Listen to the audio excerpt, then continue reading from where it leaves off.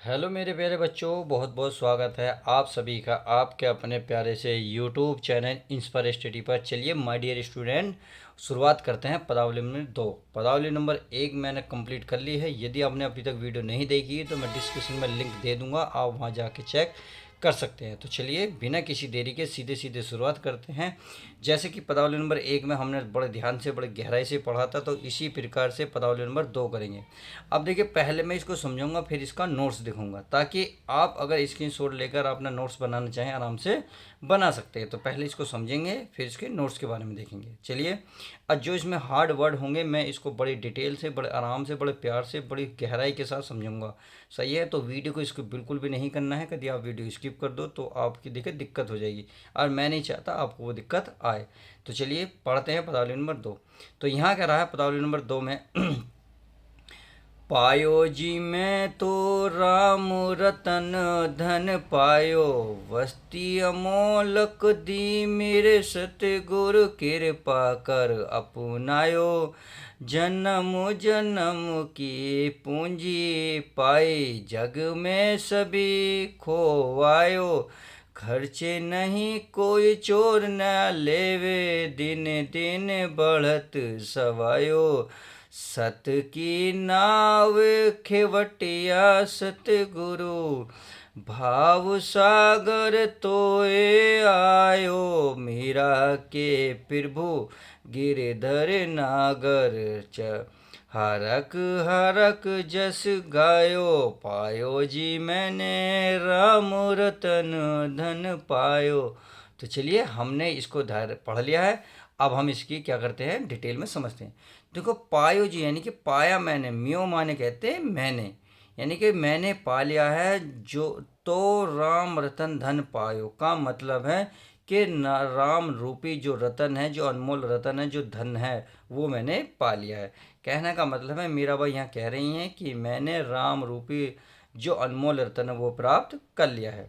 आगे, वस्तु अमोलक दी मेरे सतगुरु ने, यानी कि यह जो वस्तु अमोलक माने अमूल्य, यानी कि बेशकीमती, दी मेरे सतगुरु ने, यानी कि मेरे गुरु ने मुझे ये जो प्रदान की है, अमूल्य वस्तु प्रदान की है, जिसे मेरे सतगुरु यानी कि मेरे गुरु ने दी है। कृपा कर अपनायो, और अपनी कृपा यानी कि जिसे मेरे गुरु की कृपा मानकर ले लिया है। यानी कि कहने का मतलब है, जो वस्तु अनमोल है जो मेरे सतगुरु ने दी है, मैंने इनकी कृपा मानकर अपना ग्रहण कर लिया है, यानी कि उसको प्राप्त कर लिया है या अपना लिया है। सही है? आगे देखते।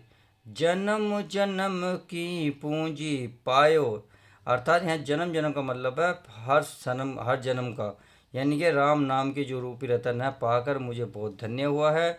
जन्म जन्म की पूंजी पाली है, जग में सभी खोवैयो। किसका क्या मतलब है, ये कह रही हैं जन्म जन्म में जो खोया है, जग में सभी खोवैयो, जग में जो भी खो गया वो सारा सारा जो क्या नाम है आपका अनमोल रतन मुझे मैंने प्राप्त कर लिया है। अर्थात ये कह रहा है मानो जन्म जन्म का खोया हुआ खजाना प्राप्त हो गया है। ये इसका प्यारा प्यारा सा मतलब है। अब आगे करें, खर्चे नहीं कोई चोर न लेवे। खर्चे यानी कि कोई क्या कर रहा, राम रूपी तो ऐसा खजाना है जो कभी कोई खर्च नहीं कर सकता, कोई चोर न लेवे, यानी कि कोई चोर भी नहीं लेके चुरा ले जा सकता, या जिसे चोर भी चुरा नहीं सकता। दिन दिन बढ़त सवैयो, यानी कि दिन दिन का मतलब दिन प्रतिदिन इसमें वृद्धि होती जा रही है, इसमें कोई भी कमी नहीं हो रही है। तो दिन प्रतिदिन इसमें बढ़त माने बढ़ोतरी, सवैयो माने सवैया का मतलब होता है प्यारा बढ़ोतरी होना, यानी कि दिन दिन बढ़ोतरी होती जा रही, होती कम होती जा रही है। आगे देखते हैं, आगे क्या लिखा है। ये लिखा है सत्य की नाव खेवटिया सतगुरु, यानी कि सत्य की नाव, सत्य की नाव का मतलब है खेवटिया, और खेवटे कहते हैं देखो जो नाव को चलाता है उसको कह रहे हैं। तो ये कह रही हैं कि जिसके खेवैया मेरे सतगुरु हों, यानी कि खर्च क्या कि सत्य की नाव खवटिया सतगुरु, यानी कि जिसकी जो नाव चलाते हैं वही मेरे चलाने वाले सतगुरु हों, तो मुझे विश्वास है भव सागर तर पायो, यानी कि मुझे फिर विश्वास है कि भव सागर जो है मैं तर पाऊंगी, यानी कि उतार पाऊंगी, यानी भव सागर को मैं पार कर जाऊंगी। सतगुरु की नाव पर चढ़कर मैं संसार रूपी विशाल सागर को पार करने में सफल हो जाऊंगी। इस पूरी लाइन का मतलब है। आगे चलते हैं। अर्थात मतलब आप ये भी कह सकते हैं कि मुझे मुक्ति मिल जाएगी। अंत में मीराबाई क्या कह रही है, मीरा के प्रभु गिरधर नागर, यानी कि चतुर गिरधर गोपाल, मीरा के प्रभु यानी कि मीरा के जो प्रभु हैं गिरधर नागर यानी कि गोपाल श्री कृष्ण मेरे स्वामी हैं। हरक हरक जस गायो, मैं सदैव हर्षपूर्वक उनका नाम या गुणगान उनका करती रहूंगी। हरक हरक का मतलब है हर्ष या उल्लास के साथ उनका गुणगान करती रहूंगी, उनके नाम का। सही है, तो समझ में आ गया। तो चलिए, आपको ये तो समझ में आ गया। अब इसका प्यारे बच्चों संदर्भ देखिए। आपको संदर्भ कैसे लिखना है, फिर संदर्भ तो आपको वही लिखना है जो पदावली नंबर 1 में आपने लिखा था।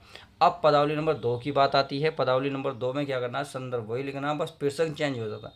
तो प्रसंग में बहुत प्यारा शब्दों का इस्तेमाल करना है। आपको लिखना है, प्रस्तुत पद में श्री कृष्ण के प्रेम की राधिका यानी कि प्रेम की जो अनन्य राधिका है मीराबाई ने सतगुरु की कृपा से प्राप्त होने वाले राम नाम के ईश्वर के महत्व को बताया है। बस इतना सा आपको लिख देना। अब चलिए इसकी व्याख्या हम पूर्णतः देख लेते हैं ताकि आपको दिक्कत ना हो।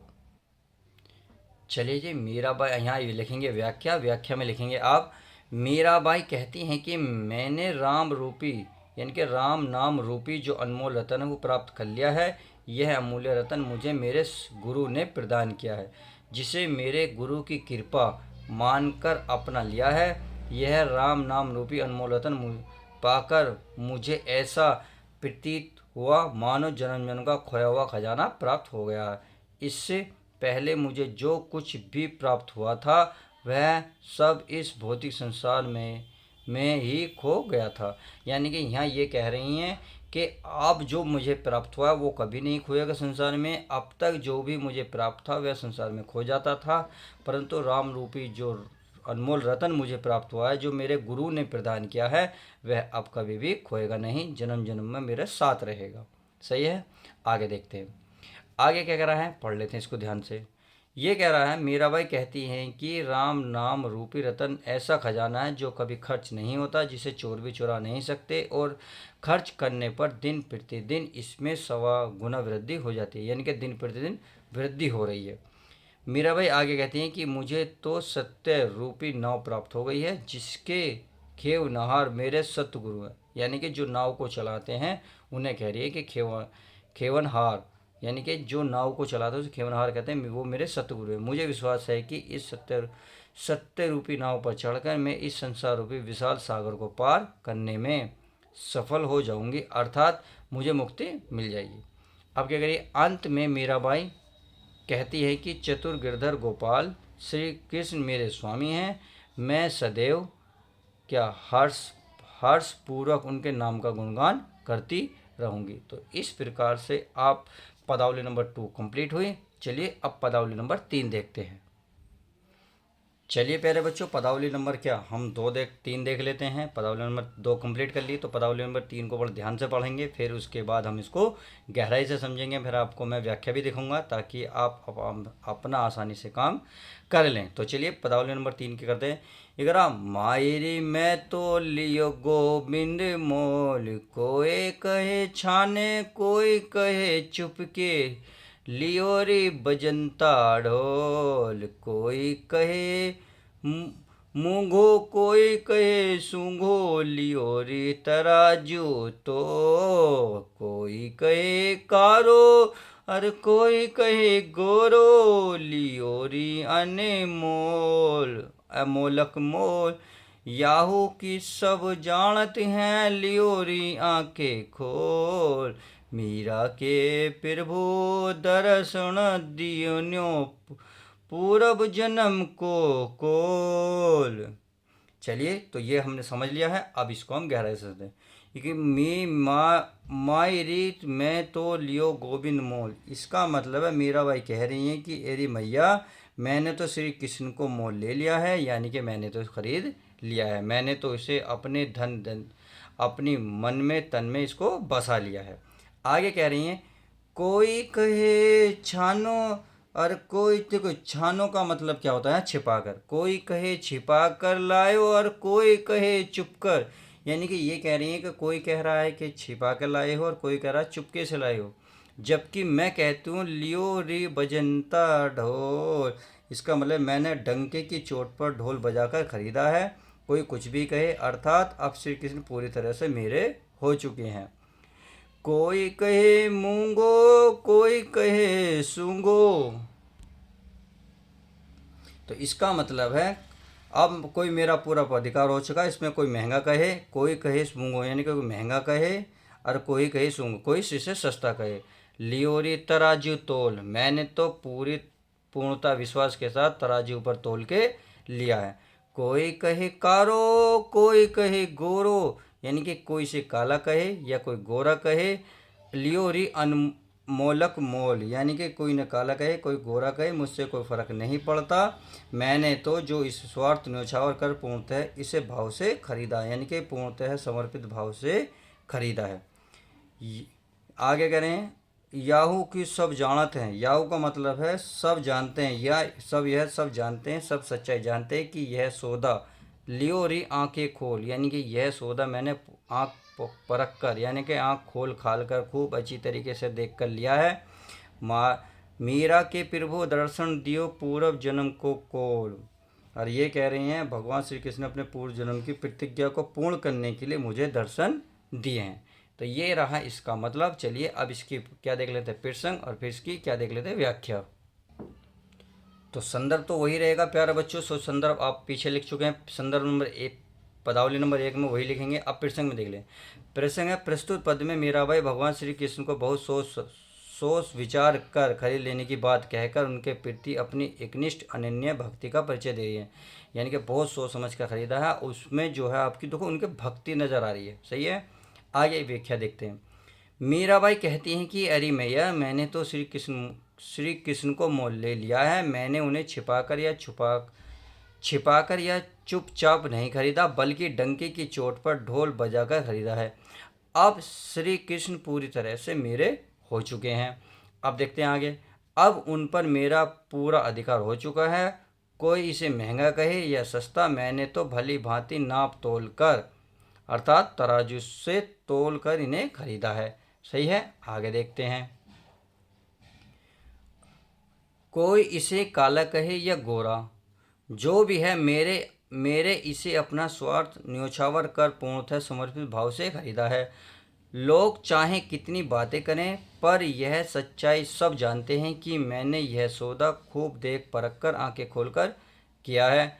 अंत में मीराबाई कहती हैं कि किसी को इस वास्तविक का ज्ञान नहीं है कि भगवान श्री कृष्ण ने अपना पूर्वजन्म की प्रतिज्ञा को पूर्ण करने के लिए मुझे दर्शन दिए हैं। तो इस तरीके से आप पदावली नंबर 3 को कंप्लीट कर चुके हैं।